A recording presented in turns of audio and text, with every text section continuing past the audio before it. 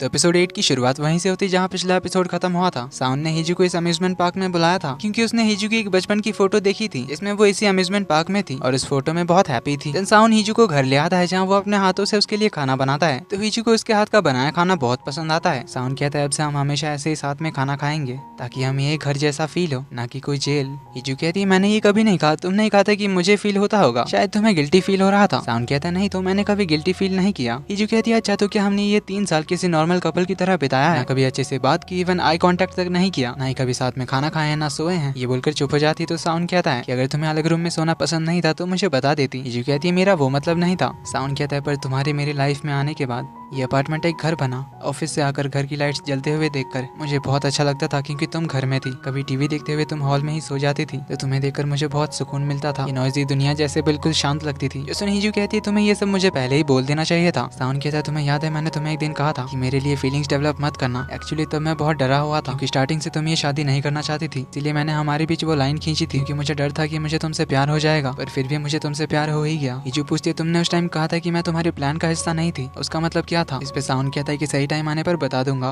तो हिजू उसे किडनैपर के भेजे हुए मैसेजेस के बारे में बताती है जिन्हें साउन चेक करता है। देन उसे कहता है कि डोंट वरी हम इसी फोन के जरिए उस किडनैपर के लोकेशन को ट्रैक कर रहे हैं। हिजू उसे बैकअप करती है, कहती है मुझे अब तक बिलीव नहीं हो रहा कि तुमने मुझे माफ करके मैं जैसी हूँ वैसे ही एक्सेप्ट कर लिया। तो साउन उसे गले लगाता है, अपने मन में कहता है क्या तुम मुझे एक्सेप्ट कर पाओगी मेरे बारे में सब कुछ जानने के बाद? इधर किडनैपर का पार्टनर उसे मैसेज करता है, पूछता है कि क्या तुमने हिजू के पास से अपना फोन वापस लिया? किडनैपर बताता है कि मैं गया था पर वापस नहीं ला पाया क्योंकि बाहर बहुत सिक्योरिटी थी एंड साउन भी आ गया था, लेकिन मैं उस साउन से सब कुछ छीन कर रहूंगा। अब ये किडनैपर और उसका पार्टनर साउन के पीछे क्यों पड़ा है वो हमें आगे पता चलेगा। इधर साउन के मॉम डैड टीवी पर उस किडनैपर का न्यूज देख रहे थे जहाँ उस किडनैपर का डिस्क्रिप्शन सुनने के बाद स्पेशली उसके आंखों का कलर अलग है और उसके एंगर इश्यूज के बारे में सुनकर उन्हें कुछ तो अजीब लगता है। अगले दिन हिजू को एक बुरा सपना आता है, इसमें उसे साउन कहीं नहीं मिल रहा था, उसका कॉल भी नहीं लग रहा था, इससे वो बहुत रो रही। जागते ही वो भागकर साउन के रूम में आती है। उसे आराम से सोता हुआ देखकर हिजू को चैन पड़ता है, उसके पास अगर उसे देखने लगती है। साउन की आंख खुलती है तो वो उसे अपने पास खींच लेता है। हिजू पूछती है आज तुम्हें ऑफिस नहीं जाना क्या? साउन बताता है कि 3 साल बाद मैंने ये पहली छुट्टी ली है, इसलिए आज कोई काम नहीं, क्या तुम्हें कुछ करना है? तो हिजू उसे बताती है कि उसने काफी बार इमेजिन किया है कैसा होता अगर दोनों किसी नॉर्मल कपल की तरह अपनी लाइफ की हर दिन साथ बिताते, सुबह साथ मॉर्निंग वॉक पे जाते, साथ में पार्क में बैठते, खूब सारी बातें करते, साथ में खाना खाते, इवनिंग वॉक पे जाते, तो कैसा होता। तो ये लोग अपने दिन की प्लानिंग कर ही रहे थे कि तभी ऑफिस से मिस्टर कांग का कॉल आ जाता है। साउन को इमरजेंसी बोलकर ऑफिस बुलाते हैं। इधर साउन के डैड के ऑफिस के बाहर कोई बड़े बड़े गुलदस्ते भेजता है, इसमें लिखा था बेक जांगो का ग्रैंडसन और बेक गोयोंग का बेटा बेक साउन। उसकी सच्चाई मुझे पता है, उसने जो किया है वो मैं जानता हूँ। बुकेज के साथ बैनर्स में ये लिखा हुआ था जिसको अगेन रिपोर्टर्स ट्रेंडिंग टॉपिक बना देते हैं। इधर साउन ऑफिस आता है तो पता चलता है कि मिस्टर कांग ने तो उसे ऐसे ही बुलाया था, उसे अपना सपोर्ट दिखाने के लिए, क्योंकि 2 हफ्तों से वो किडनैपर साउन को टारगेट जो कर रहा था। ये देखकर साउन को तो बड़ा ही गुस्सा आता है क्योंकि वो अपनी पहली छुट्टी हिजू के साथ बिताना चाहता था। अभी दोजे साउन को बात करने बुलाता है जिसने उस किडनैपर के प्रोग्राम को रिवर्स हैक करके उसकी लास्ट लोकेशन का पता लगा लिया था। तो वो एड्रेस देकर साउन अकेले वहाँ जाने के लिए निकल जाता है और दोजे से अभी इस बारे में पुलिस को बताने से मना करता है। इधर वो किडनैपर हिजू को मैसेज करता है कि मैंने बताया था ना कि तुम्हें साउन के बारे में सब कुछ नहीं पता, क्या तुम जानना नहीं चाहोगी? ये बोलकर हिजू को उसने एक वीडियो भेजा जिसमें किसी आइडल ग्रुप का इंटरव्यू चल रहा था और ठीक उसी के नीचे शिनिल चाइल्ड केयर सेंटर के मिसिंग बच्चों की न्यूज थी। इधर साउन को उसका रिपोर्टर फ्रेंड बताता है उन बुकेज और बैनर के बारे में जिसमें लिखा था कि साउन ने जो किया है वो मैं जानता हूँ। उसका फ्रेंड पूछता है कि क्या ये उस किडनैपर ने भेजा होगा? साउन कहता है वही पता लगाने जा रहा हूँ। इधर हिजू को सांगू मैसेज करता है उसका हालचाल पूछते हुए, तो हिजू उससे मिलने बुलाती है।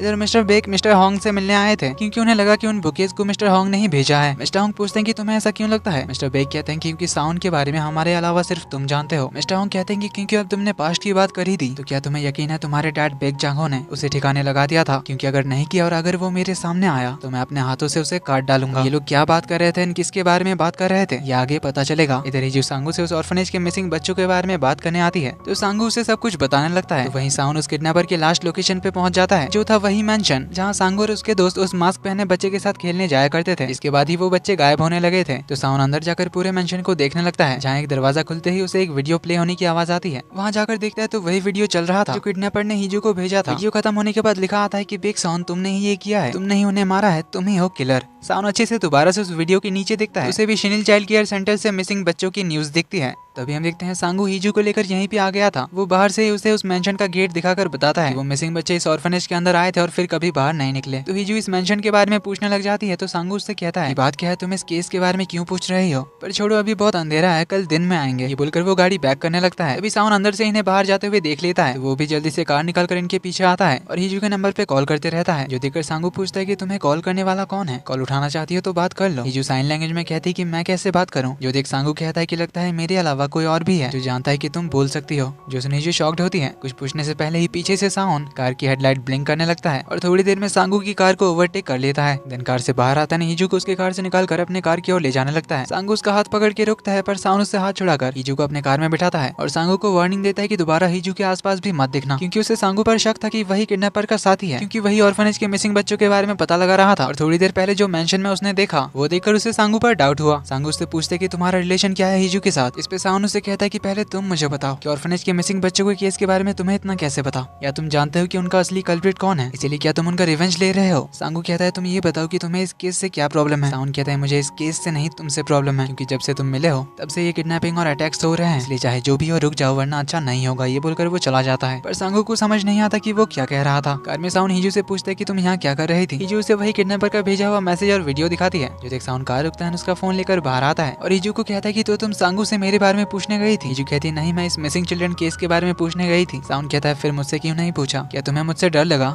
हिजू कहती हाँ मैं डर गई थी। साउन कहता है क्यों, क्या तुम्हें डर था कि तुम्हें मेरे बारे में कोई शॉकिंग सीक्रेट पता चल जाएगा। हिजू कहती मैं डरी हुई थी, कहीं भाग जाना चाहती थी कि तुम्हें पता ना चल जाए कि मैं 406 हूँ। ये सोचकर डरी हुई थी कि तुम मुझे कभी माफ नहीं करोगे, दोबारा कभी मुझे देखना नहीं चाहोगे, इसीलिए पकड़े जाने से पहले ही मैं भाग जाना चाहती थी। इसीलिए मैं डरी हुई हूँ ये सोचकर कि कहीं तुम भी तो यही नहीं सोच रहे ना कि इससे पहले मुझे तुम्हारा कोई सीक्रेट पता चले तुम कहीं मुझसे दूर ना चले जाओ, क्योंकि मैं ये फीलिंग जानती हूँ इसीलिए मैं तुमसे नहीं पूछ सकी।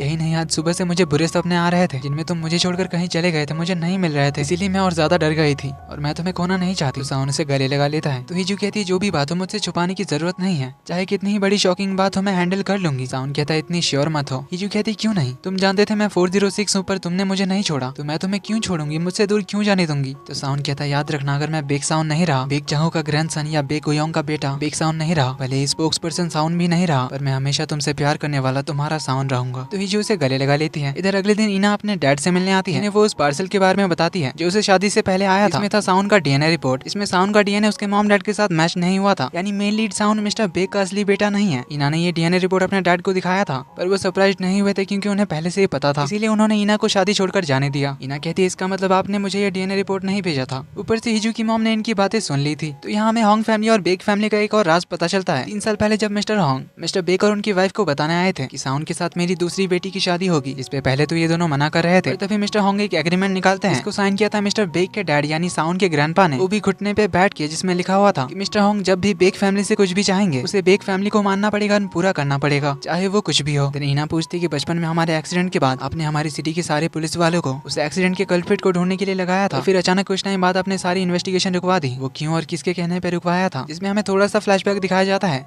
जहाँ मिस्टर होंग ने उनके सामने घुटने पर बैठे एक बूढ़े आदमी के सर पे गन तान रखी थी जो थे साउन के ग्रैंडपा बेक जांगो। तो अब ये पास्ट की मिस्ट्री क्या थी ये हमें धीरे धीरे पता चलेगी। इना के डैड कहते हैं पास्ट की बातों को याद करके कोई फायदा नहीं है। इधर साउन के मॉम डैड का एक इंटरव्यू होता है जहाँ उसकी मॉम साउन के लिए कहती है कि मैं अपने बेटे को बचपन से कहती आई हूँ कि मैं उसे प्रोटेक्ट करूंगी। इसी के पैरेलल में 20 साल पहले का एक सीन चलता है जब साउन की मॉम उसे एक अंधेरे कमरे में बंद कर देती थी। तब उसे कहती थी कि मैं तुम्हें बंद नहीं कर रही हूँ, तुम्हें प्रोटेक्ट कर रही हूँ। लेकिन वो बच्चा मेन लीड साउन नहीं था। टीवी पर उस किडनैपर का स्केच देखकर और साउन के बारे में न्यूज को देखकर फिश शॉप में बैठा बूढ़ा आदमी साउन के ऑफिस में कॉल करता है। मिस्टर कांग कॉल उठाता है तो उन्हें बताता है स्पोक्स पर्सन साउन को एक मैसेज दे देना कि वो जिंदा है।